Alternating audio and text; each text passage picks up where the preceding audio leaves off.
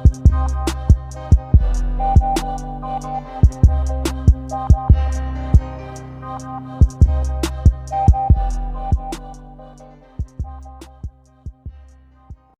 one, welcome all. Welcome to the first edition of the interview, hosted by yours truly, the guy King Hoopla, on the Simple Math Matrix podcast. Guess that's a way to put it. And I'm joined by my man Justin. Yes, sir. Yes, sir. How you doing, my man? Man, I am good. You good? Yeah. You really good, man? Yeah. You chilling out here? Yeah. We treating you in good hospitality. This is the first time we actually are linking up. You know what I'm saying? We've exchanged over social media. You know what I'm saying? Mm-hmm. You gave us the pleasure and the honor of putting us in your article for the podcast. And we appreciate you here at Simple Math for doing that. Of course, because y'all guys really have been consistent within the past couple of years. And oddly enough, with the platform I was writing for, pretty much, like, we started doing like some list articles type things, Yeah. and I was like, well, let me go ahead and do a podcast one, because like I got back from this large industry podcasting event thing at the time. Uh-huh. The ideas was just spurring in my mind, so I was like, yeah, like, why not show them some love and give love to other podcast brands like throughout like the US in general. So it was super dope. For those that don't know me, Justin, aka Jay Guevara, Southside Richmond, born and raised, writer, poet, Swiss Army knife of many different things from Richmond. Okay. Yeah. We're gonna get into all that. We definitely gonna figure out all that, man. Cause I'm very interested in finding more about you, and I'm pretty sure our viewers are too. So you know what I'm saying. We're gonna get right into it. You said you're from Richmond, 804. You know what I'm saying. RVA. You know what I'm saying. Repping that. So can you tell us about like just your upbringing and stuff like that, coming out of Richmond and ultimately being on the path that you are now, and just telling us how that all transpired out, however you wanna. All right, so to really try to keep it brief. Southside Richmond, JD, or some people might know it as Richmond Highway now, or some people might know it as Route 1. Born and raised on JD my entire life prior to going to VCU. Former grade school dropout. Had some street troubles like during my adolescence. Turned first generation high school and college graduate. That's definitely from VCU. Congratulations on that. Yeah, and I studied health and exercise science with a background in community engagement. So that's where my college background comes from. And I'm currently a writer, editor, public relations type of guy, which is crazy because I did not go to school for that whatsoever. Like, we'll probably get into that later. Yeah. But yeah, like, now I'm just constantly writing, editing, doing some PR work, and planning on heading out to California soon. So heading out there, just like go out there and work, or just going out there like move out there? Move out there. Okay, that's a big transition right there. Yeah, like, honestly, it's been a thing that's been on my mind for the past couple of years.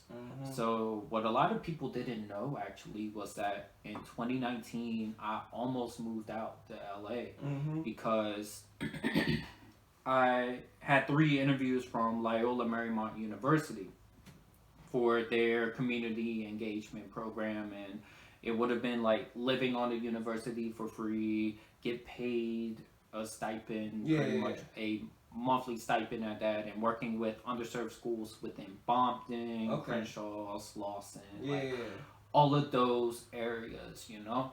So after 3 interviews, I was rejected because I was overqualified, and as someone that never heard the phrase, "Oh, you're overqualified," I was like, what the hell that means? So then, ironically enough, I learned that from a battle rap event, Band Legacy 2, talking to BC, shout out BC First Music, and he explained it to me. I was like, oh, okay. So yeah, that was crazy, and I got people I known over there for years, and my woman lives out there. Like, been with her for over a year now. Just decided, okay, it's time for me to settle down over there, but I still have a mentality of bridging the gap between East Coast and West Coast.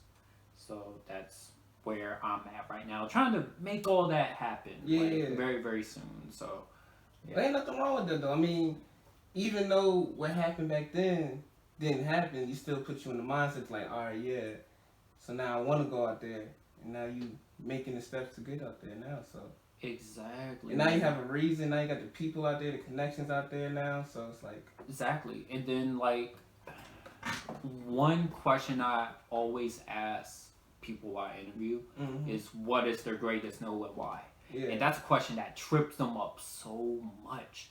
And it's like, dang, like, you know, like, what if I said yes to this opportunity? What if I said yes to that? And to me, like, being rejected from Loyola Marymount University was my greatest no. Because otherwise I wouldn't have stayed in Richmond and do everything else that, you know, I'm doing now.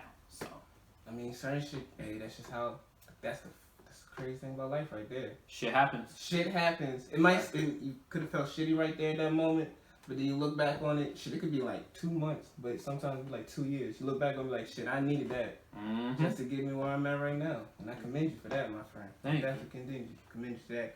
And I'm definitely excited to see that journey once you really embark. Well, you're already embarking on it now. Yeah, and I've been back and forth between Cali and VA for like the past year, so like I've stayed there like a good amount of times. Yeah. Like I'm well familiar with the area that I want to live in, so yeah. Shit. More power to you. And I know you're gonna do it and make it out there. Thank you. Yeah. But let's get back to your schooling and stuff like that, like for when you went to school for. Yeah.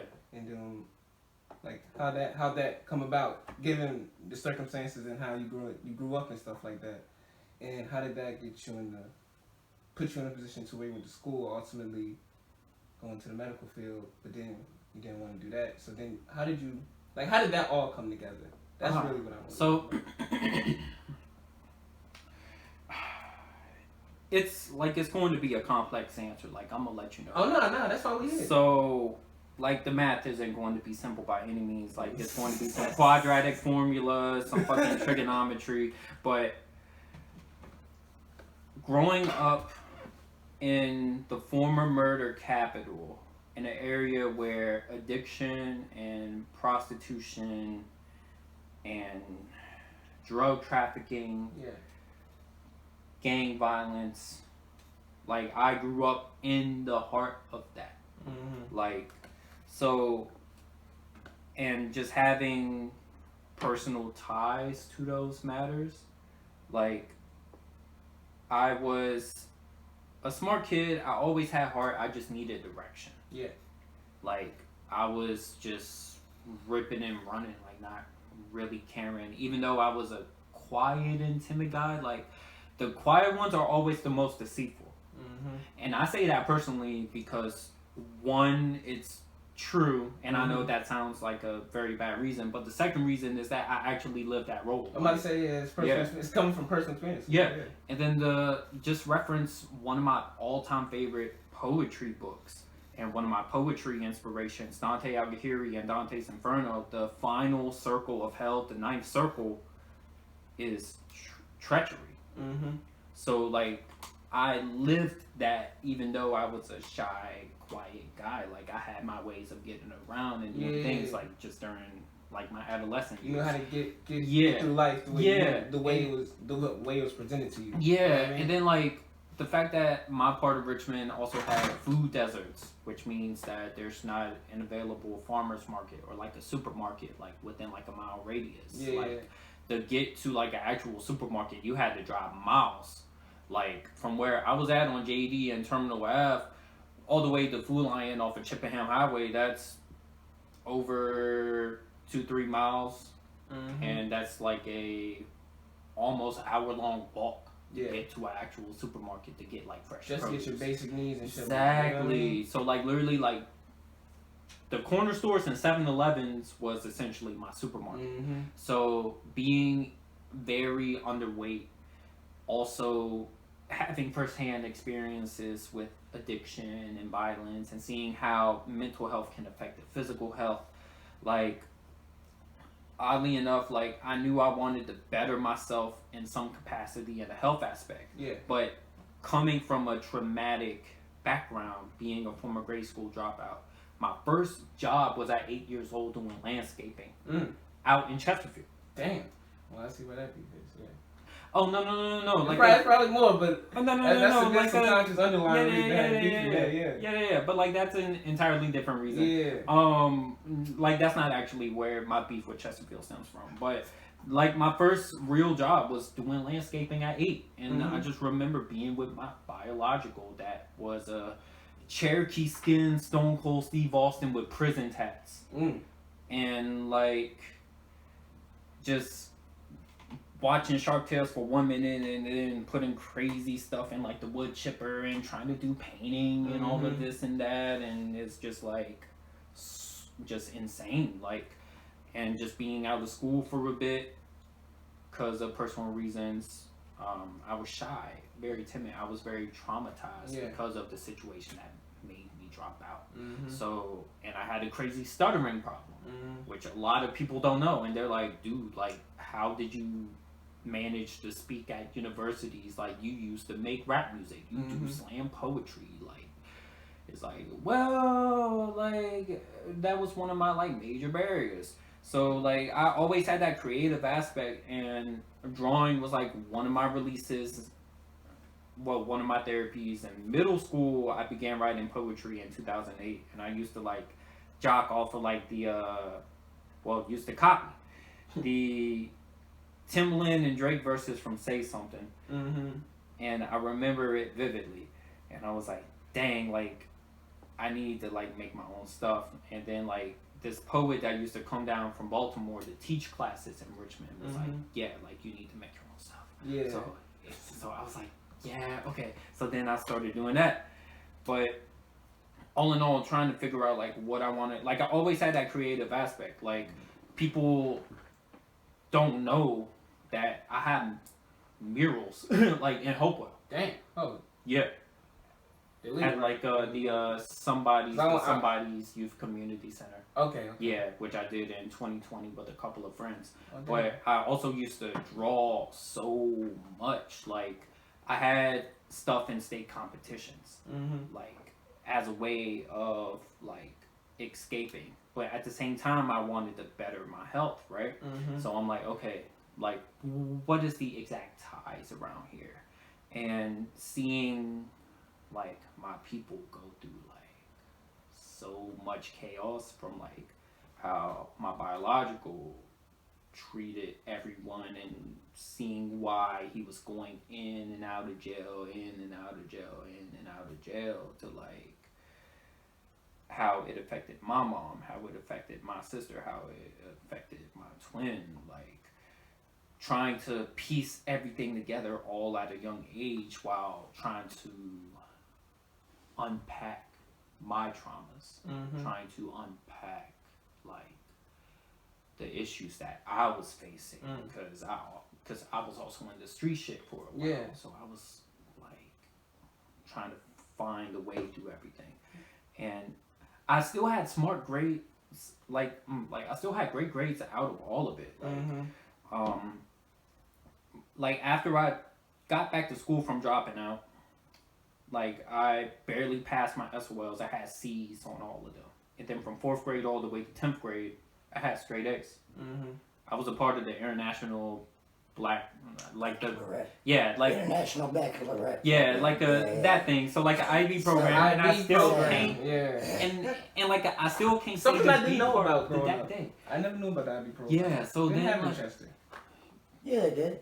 I didn't know about it. They would have. Yeah, like they had it at like Bird.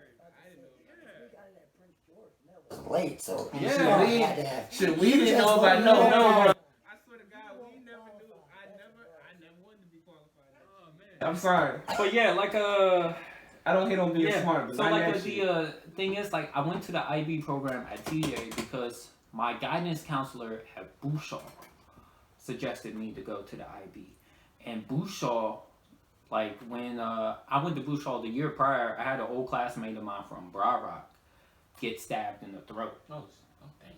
and she's doing perfectly fine now and all that other good stuff. But it was like, dang, like, yeah, like, she's like actually doing fine. I'm like, sorry, that's a bit traumatic to come back from. Yeah. I mean, shout out to her, yes. I know her. I mean, yeah. Go to you. I know her. But yeah, so like, yeah, like I also had a crazy school path because I went to Broad Rock, Miles Jones for 2 months before I got kicked out because of my biological, beating some teachers' asses, and I rode back home in a dump truck, which was the randomest thing. Damn. Ruffin Road, Summerhill, then was a dropout, and then Broad Rock, and then I went to Bouchard, and then like I went to TJ for the IB program, and then like the IB program was really what helped form my mind to become very analytical. Like I literally used to write like rap verses as like annotations and critiques for like English assignments, and used to get A's off of it because I would hit every criteria. Like I used to rap like debates for like history class and things like that. Like my whole art portfolio was based off of like hip hop music and poetry, and I used to make concept pieces like around that for like a 2-year portfolio when you get to the DP program, which is the diploma program. And it's just like, all right, so at one point junior year, so like sophomore going into junior year, this was 2013, and like I don't really give out my age this much, but I'm 25.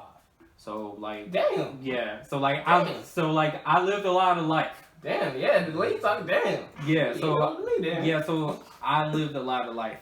2013, I was still running amok and shit.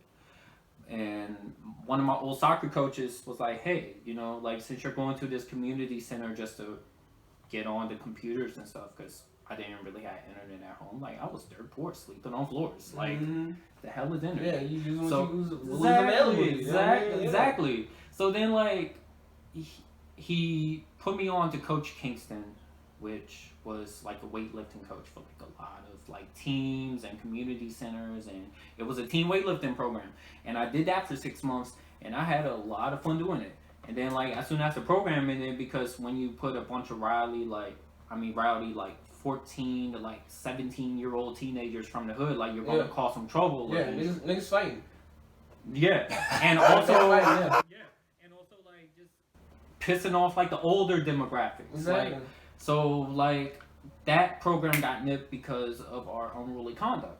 So then like when middle to late junior year came around 2014, like there was a thing in the IB program called internal assessments.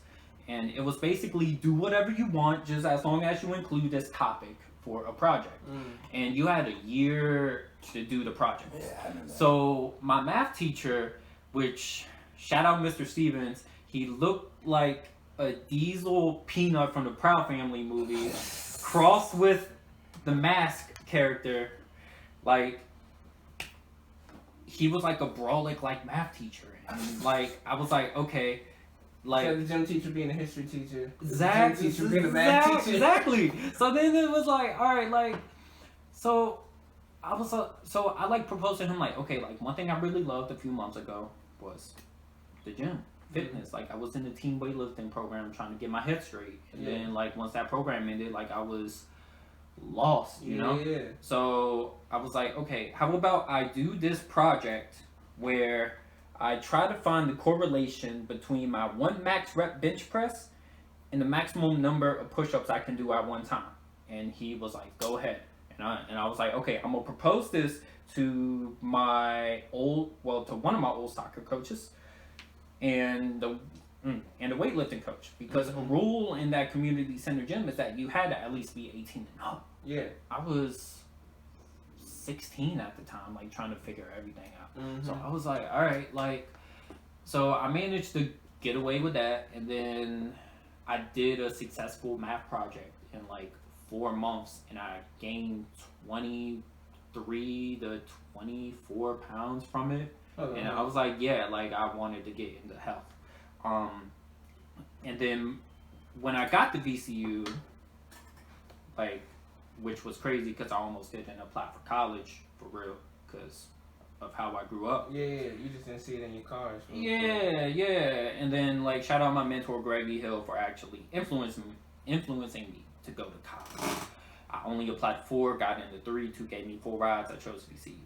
Man, shout out to that, man. That's a blessing. Yeah, and oddly enough, that same math teacher, Mr. Stevens, low-key influenced me to go to VCU rather than VSU because VSU gave me 4 years, VCU gave me 1 year. And like, he's like, yo, and this is the only time he ever cursed, like, ever. He was like, yo, get the fuck out of Richmond. There's nothing for you here. I'm like, I'm going to challenge you on that. I'm going to go to VCU. And then every year the IB program had like an alumni reunion. And I would come back and talk my shit. Like, yo, like this is what I did in Richmond. Like, you don't necessarily have to go out of Richmond. You can get out of your hood. Yeah. And explore and create your own community like within here. So with the health shit, I had work study. And I was like, I didn't want to work no bullshit mail job. Yeah. Let me go ahead and look into something. So I got into clinical research as a part-time clinical research associate for VCU Health. So I was doing sickle cell anemia research for their medication hydroxyurea, which helps improve the hemoglobin production within the blood system to help fight off symptoms of sickle cell anemia. So I did that for 3 years through work study until work study wasn't in my Dang, I know exactly what you mean. Financial aid package. Yeah. So, yeah, that word. I feel you. So,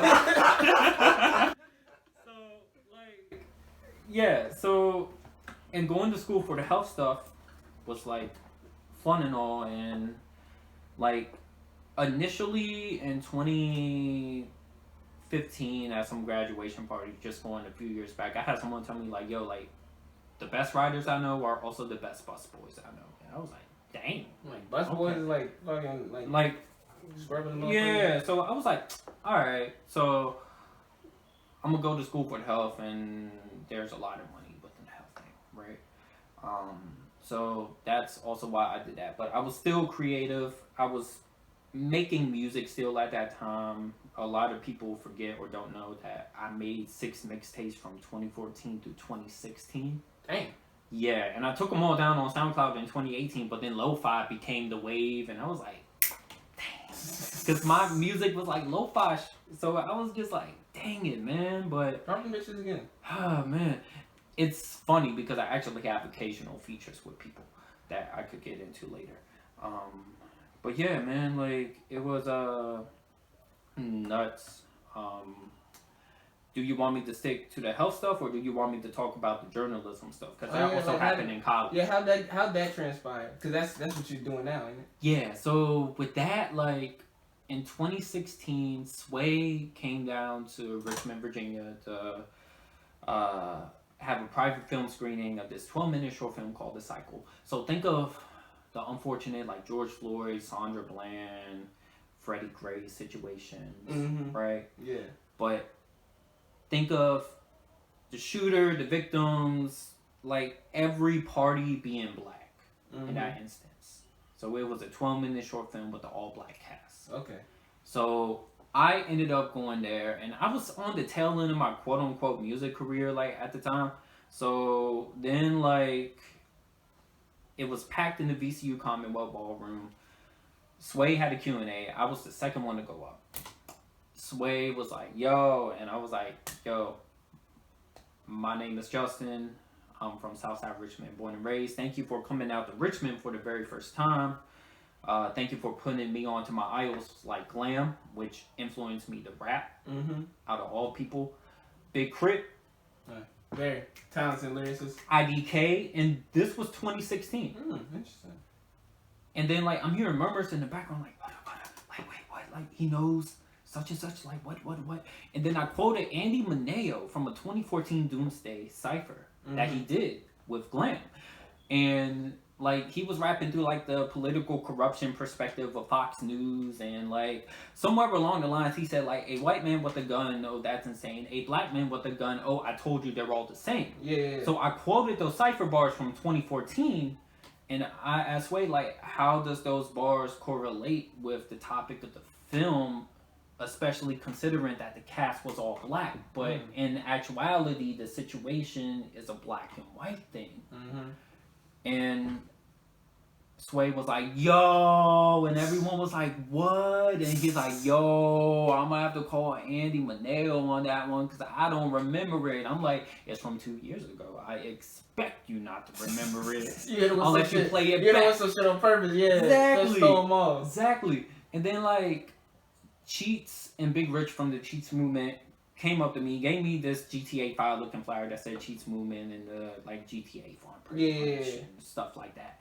And then Jimmy Thomas, the director of this documentary, the Curators of Hip Hop, which is a 5-part documentary that covers like 5 different artists for each part or whatever. Part 1, he had Logic from when he was in the actual basement towards like him signing for like Visionary, like his own label. D1 from his time in New Orleans to like signing on RCA and stuff like that.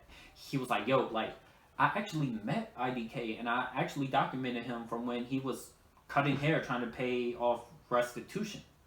And we had to talk and he's like, yo, dude, like you're like all hip hop. So he had 2 boxes of the first documentary, the first part of that documentary. One was a display case that was going to Sway's office. The other was the raw copy. He gave me the raw copy. I was like, yo. And then, like, working with the Cheats movement, one thing went to another where I was rapping on their podcast and they asked me, like, about Joe Budden or whatever. But a month or so before that, June 15, 2016, where the mission started, actually.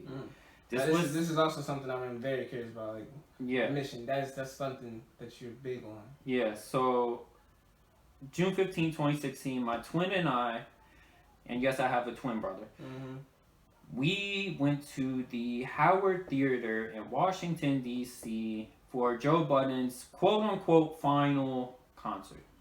Because it was the final stop on his final tour. And I'm putting parentheses for final because I'm actually get into the reason why in a few minutes. So with the starting of the mission, like fucking twin and I were 19 at the time, like hanging out with old heads from like Staten Island, Hoboken, Marcy, like that whole like northeastern area. There's so much New York old heads. Yeah, like and then like we're like talking about life and stuff, but twin and I we felt defeated because of how we grew up. Like we went from sleeping on floors to sleeping in college dorms, only to go back to sleeping on floors. Yeah. Because the freshman year dorms were only 9 months, right? Yeah. So, like, we felt defeated and we were looking for, like, a purpose or whatever. So then, like, out of the blue, like, we're talking to people that's 30 plus, like, probably double the age. Because, again, we were 19 and a bunch of old heads, right? Yeah. So, like, we were just chopping it up, like, about real life stuff. And a PE teacher from Petersburg, Virginia, was like, yo, in order to get what you want, you have to go at it relentlessly. Like, you have to be persistent to the point where you're damn near annoying to them, where they have no choice but to acknowledge you and to see what you have. That's a fact. So then, like, after the Budden final concert thing, somehow got to Twitter of like people's or whatever, and one of the random old heads sent this like screenshot that I post like every like once in a while. That's like, the mission is about passion. The mission can be anonymous. The mission is about love. Blah blah blah. Like anything else that's not that is not the mission. And then I started saying like the mission is too great on like social media. Like ever since then. So then the Cheats movement interviewed me like about the Budden thing because I was like there like a month or so before that interview, and during that time, like just going back to that low point situation from sleeping on floors to dorms back to floors, personally I was facing academic probation, and I was also going through a second stint of addiction to pills. Mm.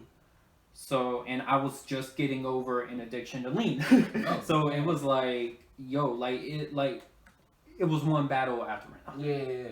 So then, like, they interviewed me like about the Bun thing, like, oh, you know, is he going to release music again? And my dumbass was like, you know, like, he's a man of his word. I think he's really done with music. And then in October, Rage in the Machine come out. And it's just like, yo, come on. But then, like, in September, Big Rich reached out to me like, yo, can you help us land Joe Budden at the Broadberry? Mind you, I'm 19. Yeah. Like, all right, like, I'm going to go ahead, reach out, talk to Ian. And I got Ian's contact info, and Ian was like, yeah, just go ahead and connect me to them and all that shit. Yeah. Then October 30th, 2016 came along.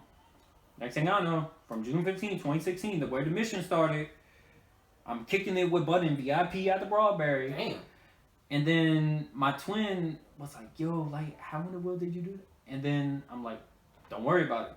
But then at the show, at like VIP and whatnot, like, my twin walks up to Budden, like, Budden, what the fuck? Like, verbatim. Like, what happened to the final tour? And, he's like, fucking Ian. And then Ian's just looking like, yeah. But the thing was, his final tour was going to be the final tour as Joe Budden. Yeah. He was going to change his name to Rage.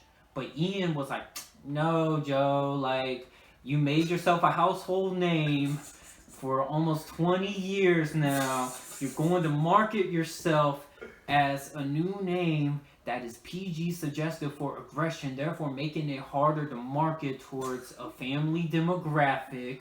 Just go by your name and it'll make it easier. Yeah. And that's exactly why his final concert was a final Joe Budden. Yeah. So, but that did not go according to plan, obviously, because he's going by Joe Budden, and that was known as the Joe Budden podcast. Yeah. Not the Rage podcast, you know? Exactly. So, and all of this still ties into my journalism background, by the way. Like, it's, again, a very complex answer. So, that was at like the tail end of my music career. Budden said my twin and I was like the two halves of him, because Budden was on SportsCenter before in First Take and doing all that stuff, or like barbershop talk, like about sports and stuff. And then I was Budden's half about music.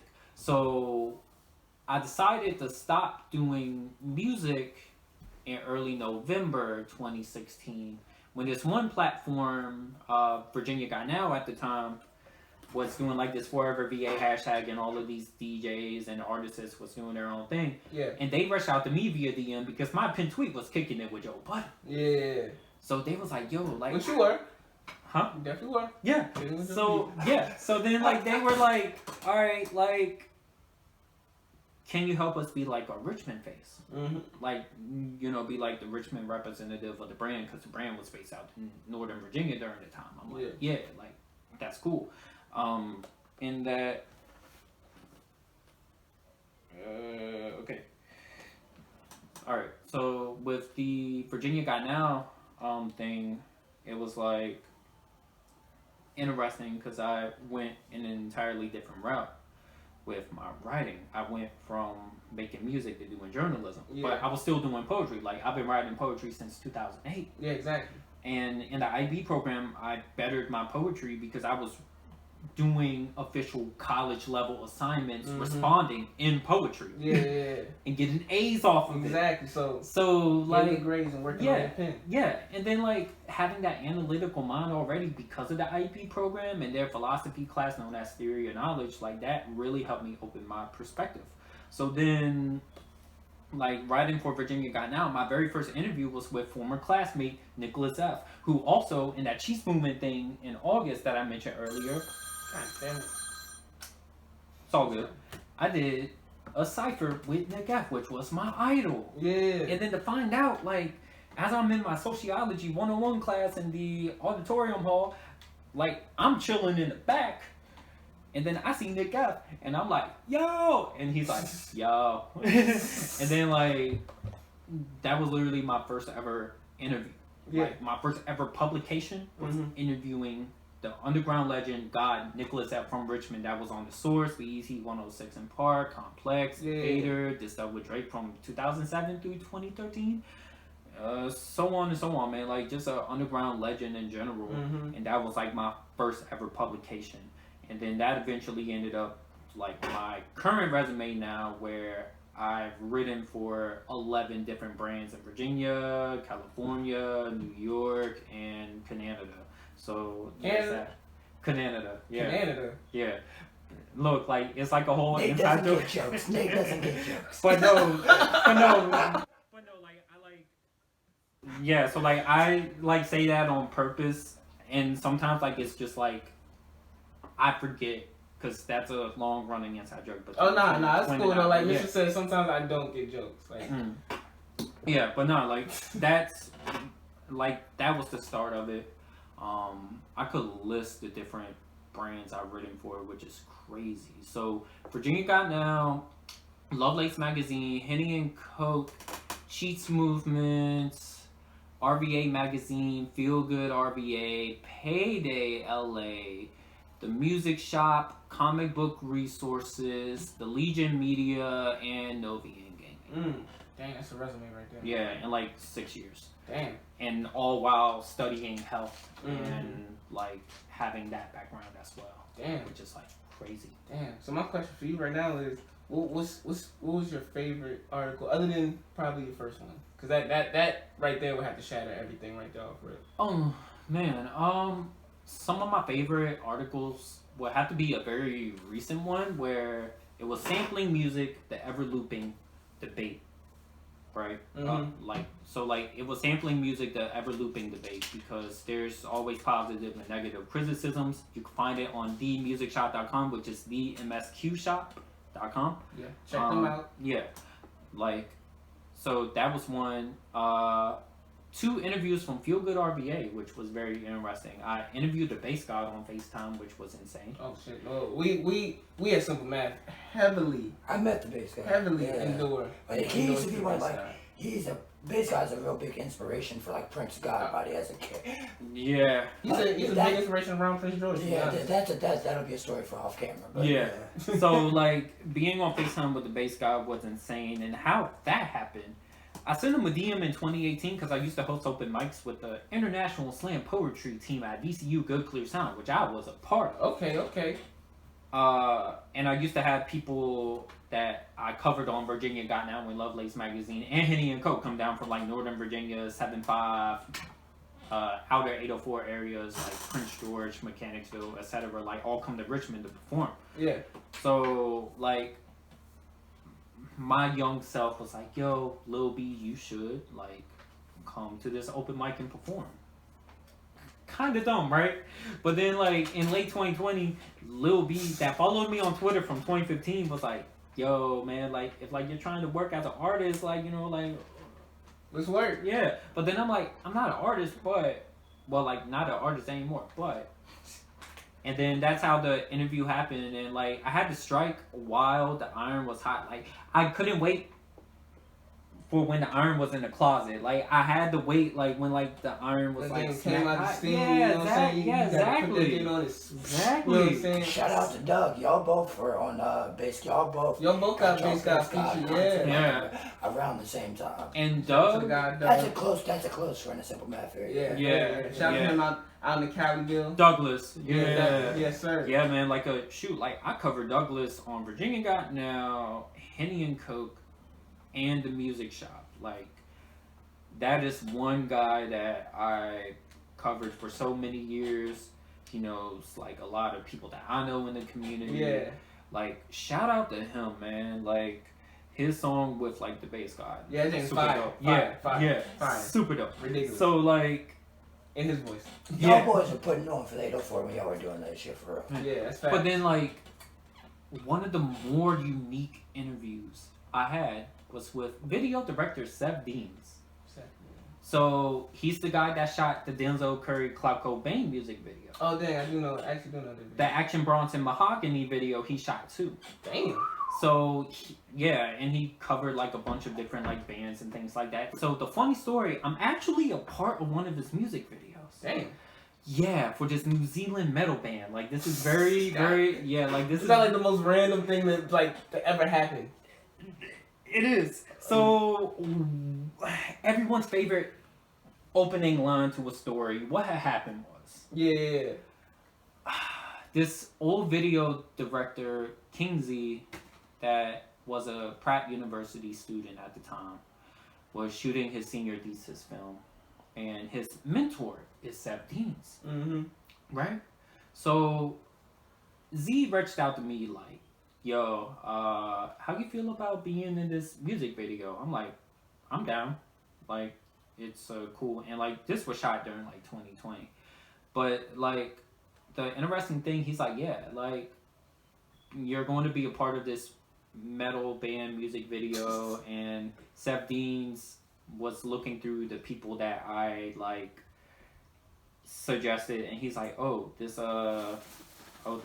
Sean Connery looking motherfucker, yeah, like, I want him. I'm like, I don't even look like Sean Connery. I literally look like Khabib or Nico from Grand Theft Auto 4. Anyway. Damn, the Khabib one, I like the one, the Nico Fury one had a thing on that took me back a little bit.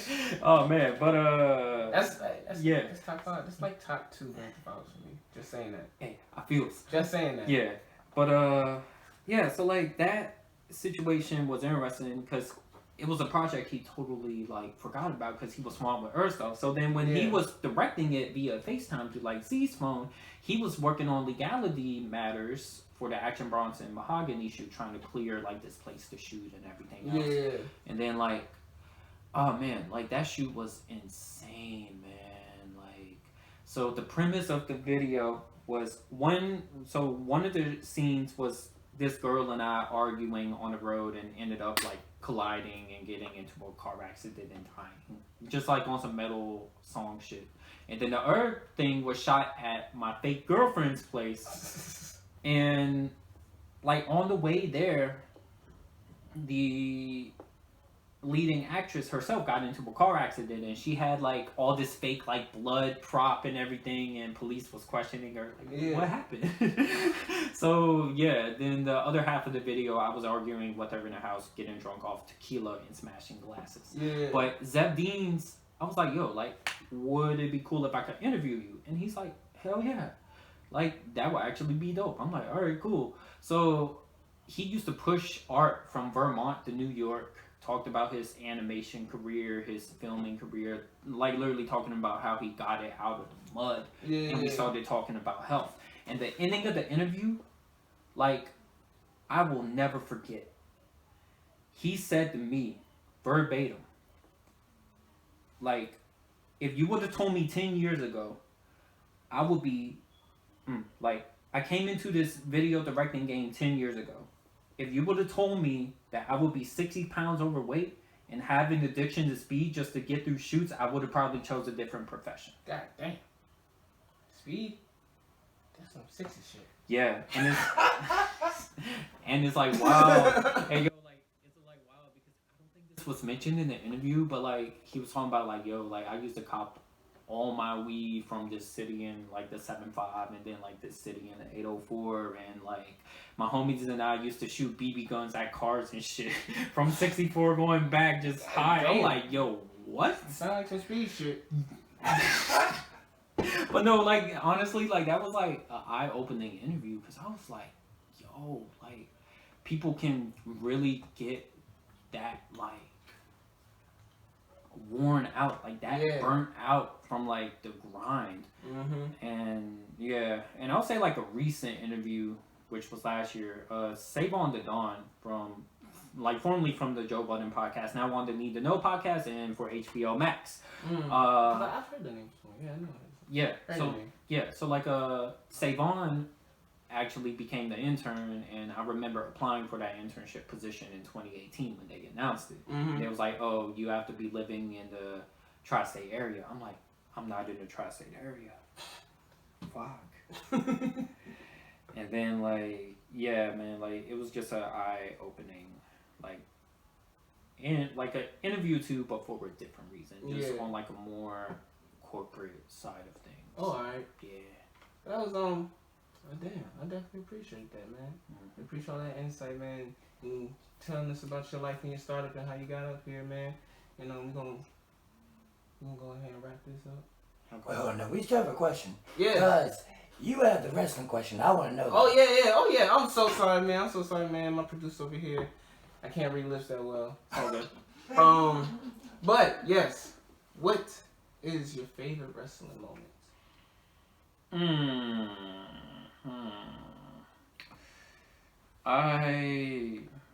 Like that's a lot of wrestling to get into. Well, damn. All right, let's top like five. Yeah. You gotta broaden it down a little bit. No order. Yeah, so like no order at all because it's like, okay, are we talking WCW? Are we talking WWF, WWE? Oh, here we know it's all wrestling. All right, bet. So I will say, like the most recent one, CM Punk's return on AEW. Another one, I will say the Austin and Rock WrestleMania 17 match because that was that transition from the Attitude Era. Yeah. Well, that unofficial transition from Attitude Era to Ruthless Aggression. Yeah. Because when Stone Cold turned on the side of Vince, everyone was like, yo, what the fuck? And then it was like just a revamp, and we had that Invasion storyline that was more of a letdown now that like we really think about it. I will say for Impact Wrestling, that triple threat at Sacrifice, which was Christopher Daniels, Samoa Joe, and AJ Styles, the best triple threat match that I have ever seen. Niggas don't remember Samoa Joe and AJ Styles on TNA Impact. They were dead ass some dogs on that bitch every Thursday. And like AJ Styles with that crazy spinal tap diving move was insane. Exactly. And hell, like Samoa Joe should have had a better TNA run. Because WWE didn't do shit with him. WWE didn't do shit.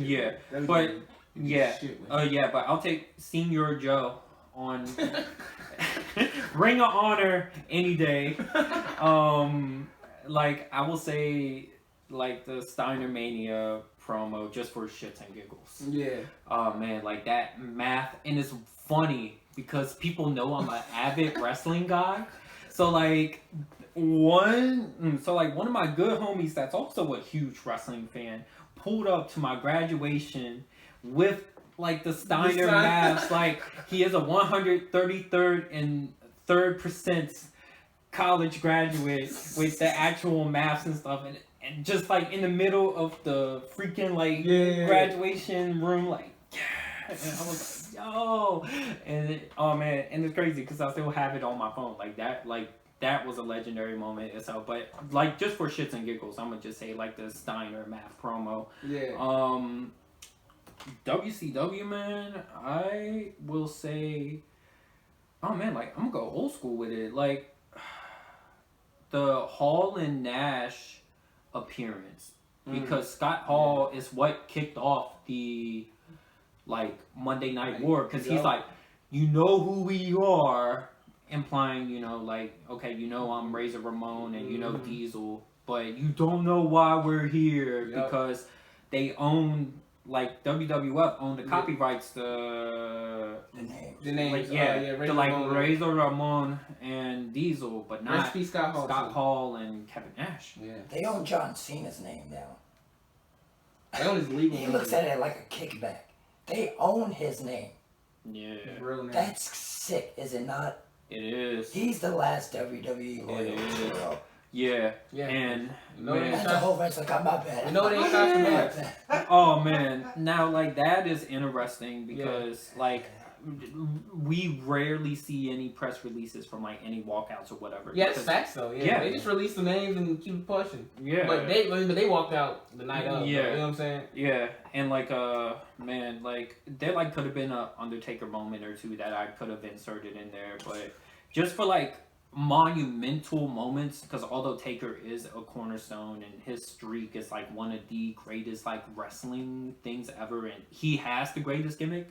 It's like, facts. All right, like he's a cornerstone, but what defines a company? Like like what was that turning point? Like Taker was the consistent figure. Yeah. All throughout, which honestly, at one point you could say he was larger than the company itself. Nah, because they really built that Taker character. Taker, Mark Calloway was a basketball player who didn't have another option and just went to wrestling school. Yeah. So WWE really did, because Taker was a shitty character to begin with. Like to start out in the 90s. in the gimmick era. Yeah, his first 3-4 months were terrible.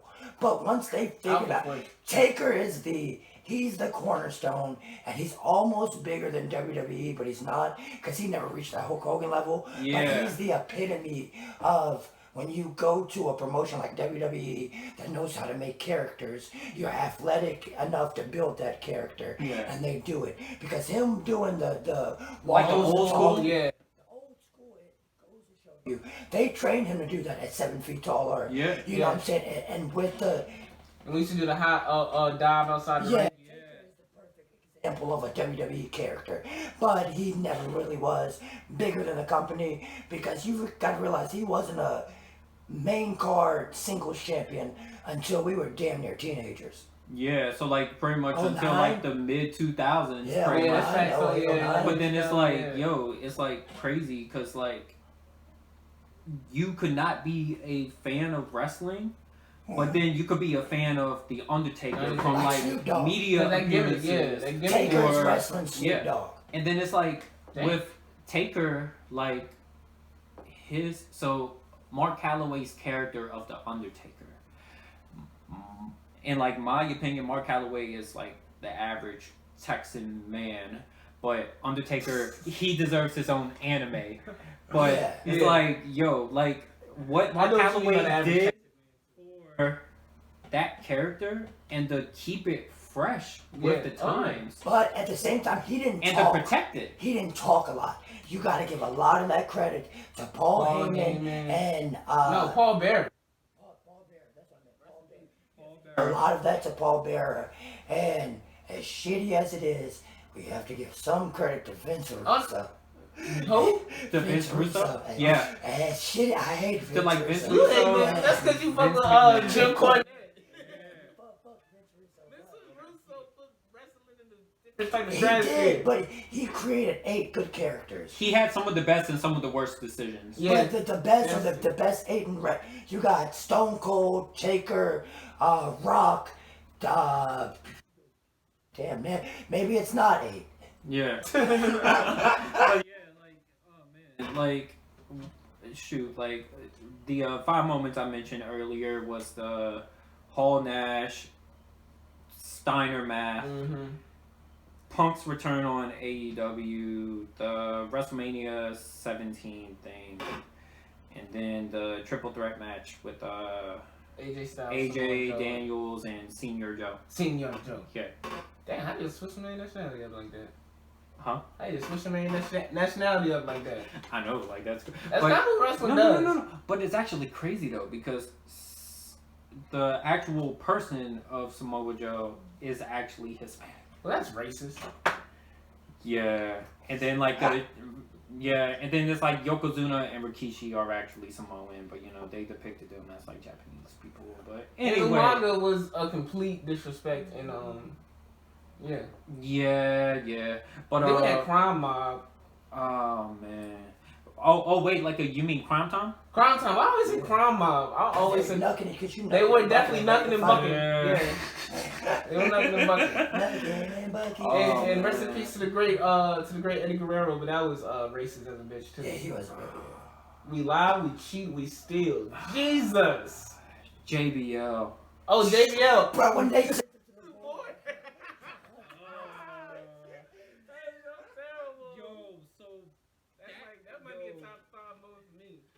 like JBL bodied that character. No, he was really asshole in real life though. Oh yeah. But like I think one of the most ridiculous moments was a build up for a fatal 4-way heavyweight title match. It was JBL, Eddie Guerrero, Undertaker, and Booker T. And JBL was getting his shit rocked by the Undertaker, and then he literally stormed off, and then he's like, yo, like, how many times do I have to say this? Like, do I have to speak it in hip hop? Do I have to speak it in Spanish? Do I have to speak it in Monster? I was like, yo, that's messed up. Yeah. But JBO, man, like one of the better heel characters that knew how to get under people's skin. But I think he actually said that. When he was Bradshaw in APA. I'm about to say, but he was still a good wrestler too.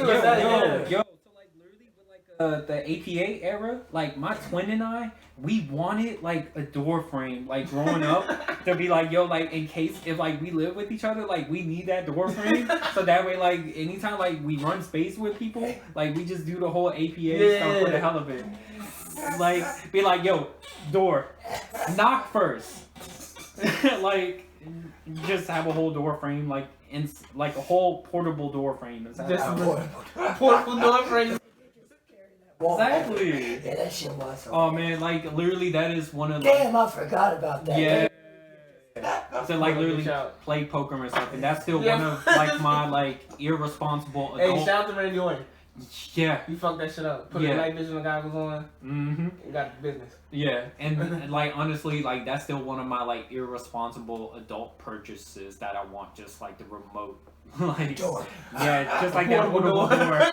Just for that. Like that's still up there on my list. Yeah, but for real, this time like that's all the time we have for today, man. Definitely enjoyed you on here on the podcast. We're gonna find a name for this. We're gonna find a name for this very soon. So thank you for joining us, Justin, aka Jay Guevara. Which I want to ask you about that too. Damn. About what? I asked you about that off camera. Okay. Where Jay Guevara came from. I do Okay. want to know about that.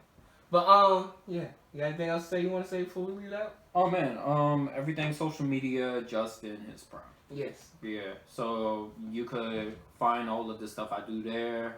Follow the music shop on all social media, the MSQ Shop. That's where you'll find my current editorials. You can follow the Legion Media Group on Instagram, the Legion Media Group. So yeah. Alright, yeah, we're definitely gonna put all those in the description if you didn't catch them, because we're gonna put them all down there. You can check us out on YouTube, on all of our usual drops, wherever when we drop our podcast, Apple Music, Spotify, and that's it. You can follow some Math Matrix on our media. I'm the guy King Hoopa. This is Justin in his prime, and we're signing off. All right. Ooh, all right, now guys.